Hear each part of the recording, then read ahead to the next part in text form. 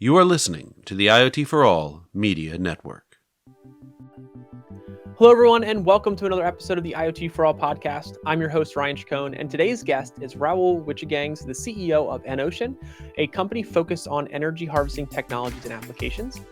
He has over 20 years of experience in the IoT space with multiple successful exits and is the co-founder of the Z-Wave Alliance, which we'll cover a little bit in our discussion. But on top of that, we're going to spend a lot of our time focusing on smart spaces, what they are, how companies can benefit from having smart spaces, how building managers can benefit from having smart spaces within their buildings, and advice for companies looking to kind of start down that smart spaces journey about the different technologies and how to really get started. But before we do that, if any of you out there are looking to enter the fast-growing and profitable IoT market, but don't know where to start, check out our sponsor, Leverage. Leverage's IoT solutions development platform provides everything you need to create turnkey IoT products that you can white label and resell under your own brand. To learn more, go to iotchangeseverything.com. That's iotchangeseverything.com. And without further ado, please enjoy this episode of the IoT For All Podcast. Welcome, Roaul, to the IoT For All Podcast. Thanks for being here this week. Thank you so much for having me. Yeah, it's fantastic to have you here. I wanted to start this off, if you could just give us a quick introduction to yourself, background experience, anything you think our audience would find relevant to learn a little bit more about who they're listening to. Okay. Yeah, my name is Raoul Wijgergangs. I'm the CEO of EnOcean. I've been in the IoT industry for the last, I would say, well over 20 years. Been around both in the corporate side at Philips Electronics for Bluetooth and Wi-Fi, but my biggest chunk of these last 20 years I've spent building up the fantastic Z-Wave IoT business. Spend my time therefore on the smart home side. 2-3 years ago, I started to also venture into more the commercial side of IoT and industrial side of IoT. That is a space that is still a little bit younger than the smart home side of it. And there's more new businesses that can be created, which I think is exciting. Fantastic. And you're also the co-founder of the Z-Wave Alliance, correct? That's right. Yep. Tell me a little bit more about that. I know I've heard of it and been in talks with individuals from the Alliance before, but I just love if you give a quick overview of what that is. Yeah, so the Z-Wave Alliance is the body where through which a lot of the Z-Wave partners collaborate. Okay. If you look at IoT markets at large, many of them, almost all of them probably, I would venture to think, are ecosystem-based type of go-to-market. Okay. Various companies with various different channels collaborating together to create experiences for the end users in the end. And doing that properly and doing that in a orchestrated fashion, that's where these alliances play a big role. So already in 2005, we created the Z-Wave Alliance, and EnOcean has done something very similar 1 or 2 years later by creating the EnOcean Alliance. Oh, fantastic. Well, tell me a little bit more about EnOcean. What are you all doing, kind of the role you all play in IoT and that kind of thing? Yeah. So EnOcean is a company that operates, I would say, for 90% in the commercial side of IoT. So IoT devices and solutions that go into offices, enterprises, a little bit into industrial solutions, and a little bit into smart home, but not too much. Okay.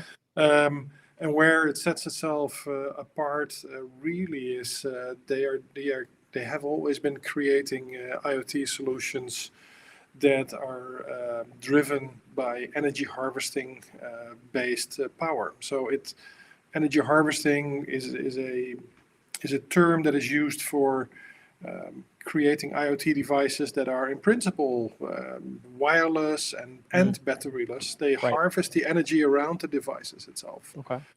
That is rather unique, which is super critical for these commercial environments that we play in. Right.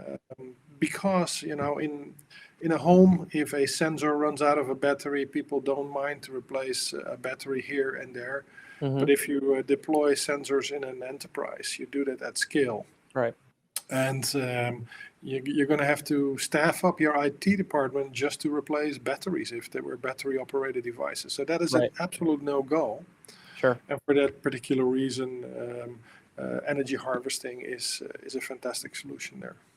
Yeah, I totally agree. I actually had a guest on a recent episode. We were talking about energy harvesting and just the overall sustainability side of IoT and kind of where we are now and kind of the future with batteryless devices, kind of what that leads to potentially from a benefit standpoint with not just the environment but also with different use cases and results. So that's fantastic. Talk a little bit about some individual use cases or kind of applications of your all's offering and technology that you have going on that you're excited about that, maybe a good way to kind of bring this full circle for our audience. Yeah. So EnOcean started its business mostly in the building automation. Okay. So the devices that help you in an office environment to control your lights, but also to Right. control your heating and your shades. Okay. But it wraps around typically devices that sit into walls or in windows or indoors, etc. A big volume element there is energy harvested light switches. So you can put them anywhere. They're not wired up to your lights in any way, shape, or form. You can put them on your wall, but you can also put them on your desk or wherever makes sense for you. And the energy of your finger pressing the button is enough to create a communication from that light switch to the actual lights to turn them on or up, on or off, or high or low, etc., etc. That's an example in the building automation space that we do quite a bit of business with. If you look at our other business that is developing like wildfire right now, that is not so much the business of the real estate owners anymore for building automation, but it is the smart spaces segment. Where the smart spaces segment varies from building automation is that it isn't related to the structure of your building any longer, but it is basically the tenant of a building that wants to deploy for the health of their employees or for getting people safely back into an office after COVID, or for the sake of sustainability. They want to deploy IoT sensors for the most that measure facts about, is there a good ventilation system? Is there a good amount of oxygen in the air? Are certain desks being used or not used? So that when people come in, they know where their teammates are based, or where, for example, where you have your preferences to be at 72 Fahrenheit, or you prefer to work at 75 Fahrenheit. So you group together according to your preferences, and you're not wasting as a company, you're not wasting energy because everybody has to be the same or equally warm or equally cold, or you get a lot of those discussions in larger corporations. I'm sure. And that's where in smart spaces we have a lot of those type of applications based on these sensors, and then these sensors, they communicate on the existing infrastructure of the Wi-Fi access points. We have a fantastic partnership with Aruba. These Wi-Fi access points are then used to carry that information from the sensors up to the cloud through a piece of software that we have developed that partially resides in the Aruba access points. And then you don't need to run any new infrastructure in order to deploy that piece of technology, and that's of great interest to a lot of companies. Absolutely. So I wanted to talk a little bit more about the smart spaces topic in general. When people hear smart spaces, it could mean a whole number of things. But when you all talk about it, what does just the high level term smart spaces mean to you? And why is it so important that we're focusing kind of on this area in the IoT space from a solution standpoint? Yeah. So smart spaces are the tenants of buildings.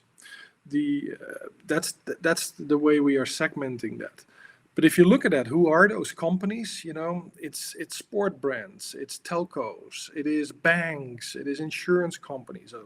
Typically companies that have a good amount of people and a good amount of desks. And these companies have figured out that, if they don't have a an agenda that addresses employee health Right. and employee productivity, as well as sustainability, Sure. then in a few years, you will not be getting any new young college graduates joining your company because they don't want to work for companies that don't have a sustainability agenda or that don't have the interest of the employees' health in mind. Sure. So every company, big company knows that, and they're trying to find ways right now of how can we assure that we do these things for our employees and for the sake of our own company, Right. and in the end, because of sustainability, obviously also doing something good for this earth. You shouldn't forget that 40% of the carbon that is emitted every year comes from buildings. Sure. 40%. Wow. And there's quite something we can do jointly by not having a lot of empty desks sitting around, but managing that effectively. And our CFO will love it too, because they can figure out, certainly now pre or post COVID, or towards the end of COVID, I would say, people are going to come back into an office maybe 3 to 4 days a week, but not 5 days a week anymore. So 20%, let's say 1 day a week is 20%, 20 to 40% of the desks generally will not be used anymore. Right. So if you still have them sitting around, you are renting space that you shouldn't be renting. And when you have that space that you're renting that you shouldn't be renting, you're also consuming a lot of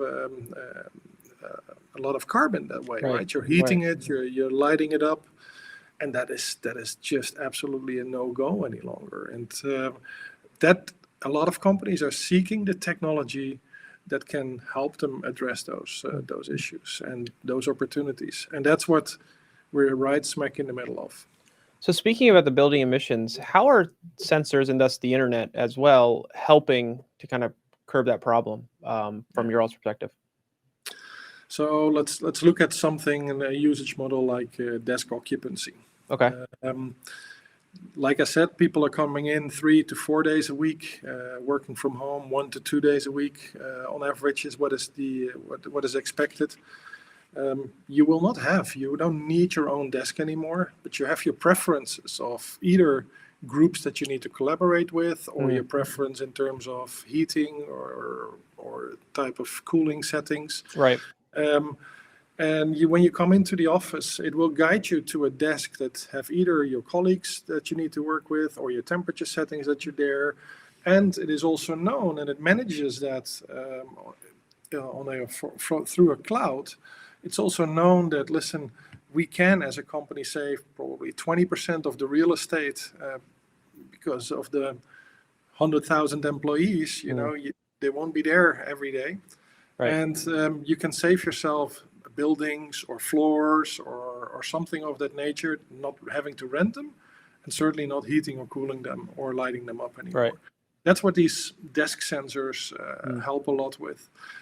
But also look at the health. I'm not sure if you're aware, but if you're sitting in a meeting room that is intended for 10 persons, and you're sitting there for 10 persons, with 10 persons for about an hour, and if the ventilation is poor, then the state of mind of those 10 individuals is the same as they would have had about 2 glasses of wine to drink. Wow. That's how much they are affected by the lack of sufficient oxygen.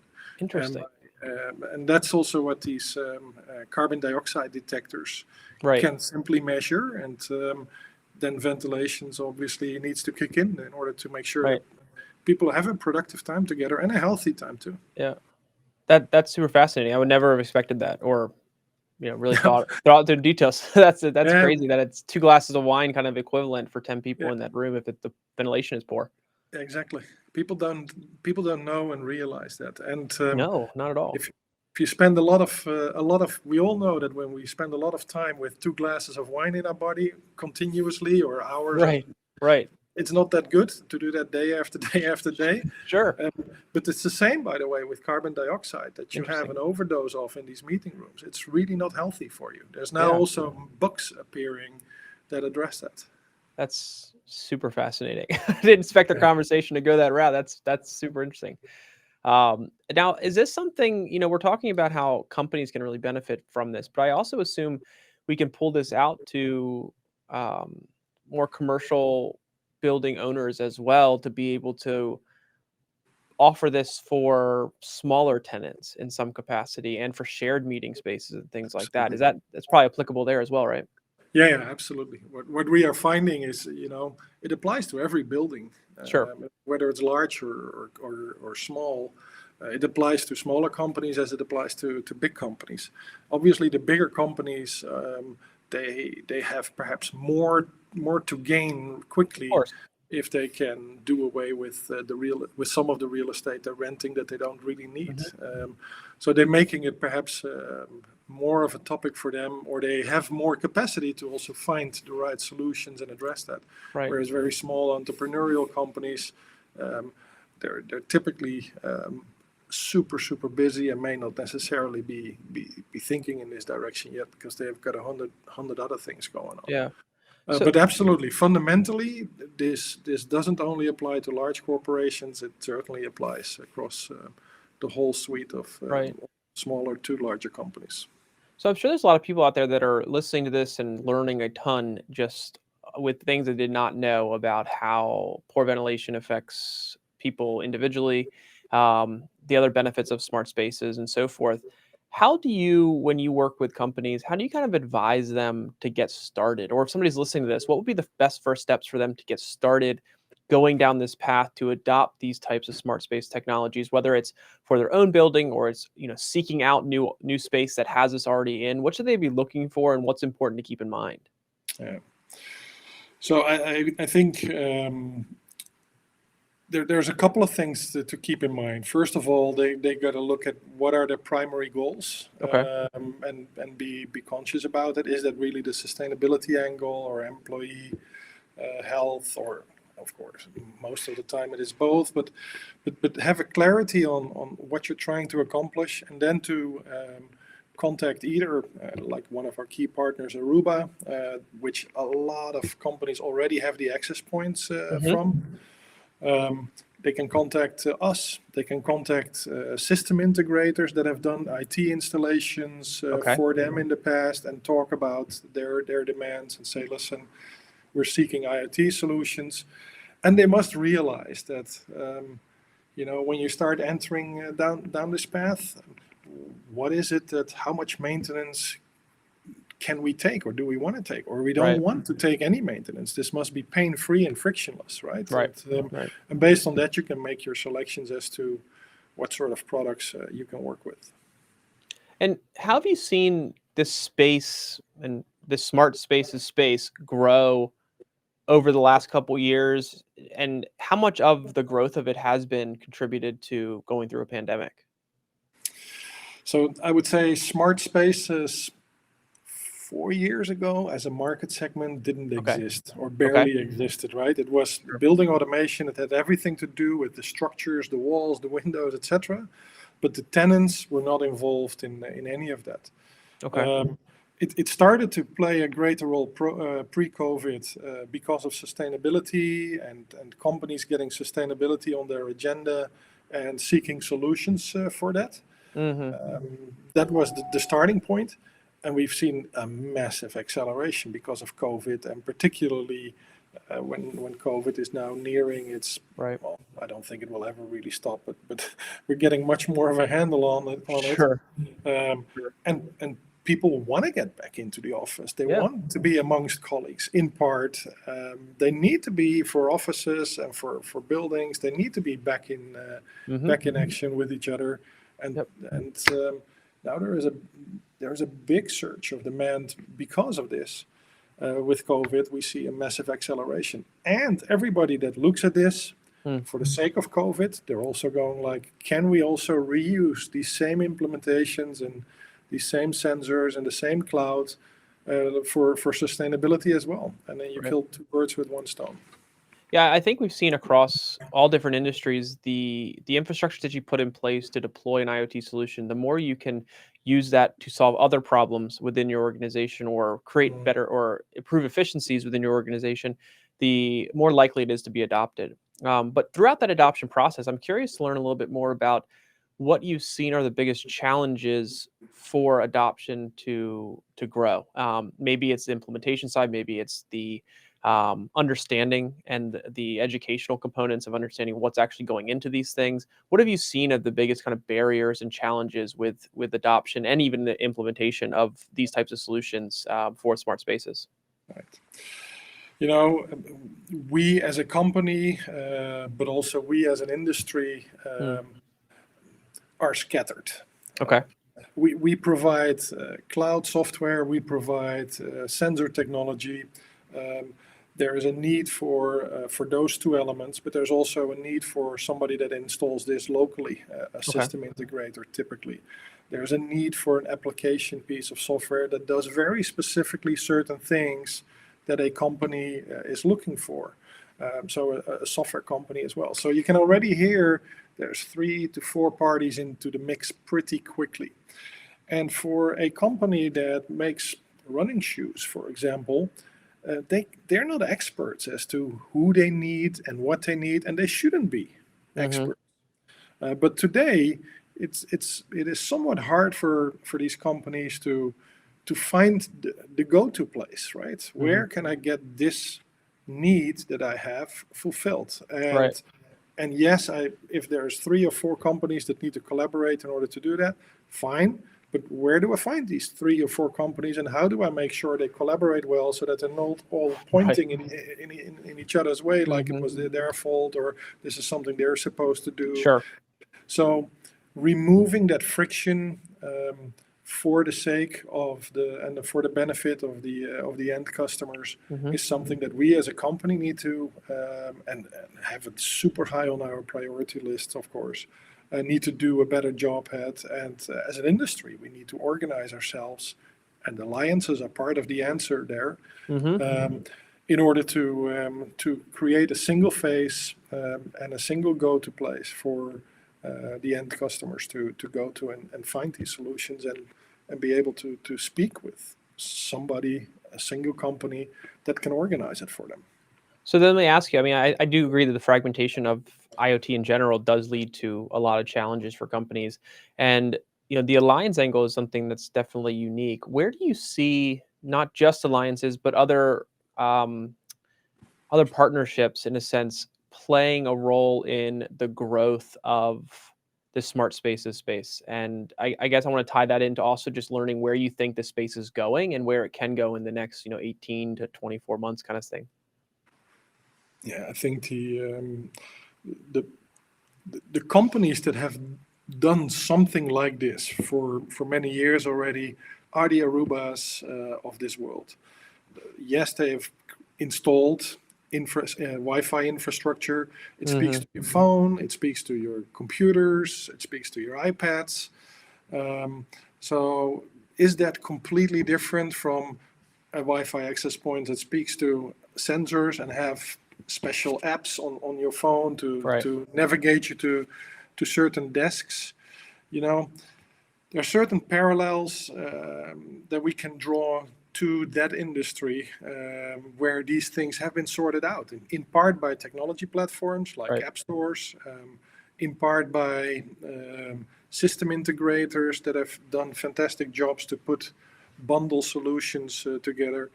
And I think companies that have played a role in this IT infrastructure can redeploy themselves to do the same thing for IoT infrastructure. Sure. Absolutely. And there's not a lot of them that is already doing this, but I think many of them are seeing this opportunity and they're trying to find out ways of how they can play in this. Yeah, it's a very interesting space because of a lot of things, the technology maturity, and then also just seeing a situation in which a lot of us maybe never have expected or experienced before through the pandemic, of being a majority of people working in offices in certain spaces. We then were forced to be remote. I mean, don't get me wrong, there's a lot of remote people before this, but then we were forced kind of as a whole to be remote, and now we are trying to figure out the best and safest way to come back into the office because it does definitely increases productivity in a lot of situations, and a lot of businesses benefit from that. And the conversation we're having here today is fascinating because not only am I, but I'm sure our audience is learning a ton about what actually is happening in these spaces and how the technologies that we now have available can help us be more efficient, be more productive as an organization, all the way down to an individual level. So this is super interesting, and I'd love it if you could just quickly share, if anybody out there kind of wants to learn more, wants to follow up with any questions, just kind of get a better sense of how this may apply, or how this could, or you all even could help them in their journey towards this adoption. What's the best way to look into that as well as reach out? Yeah.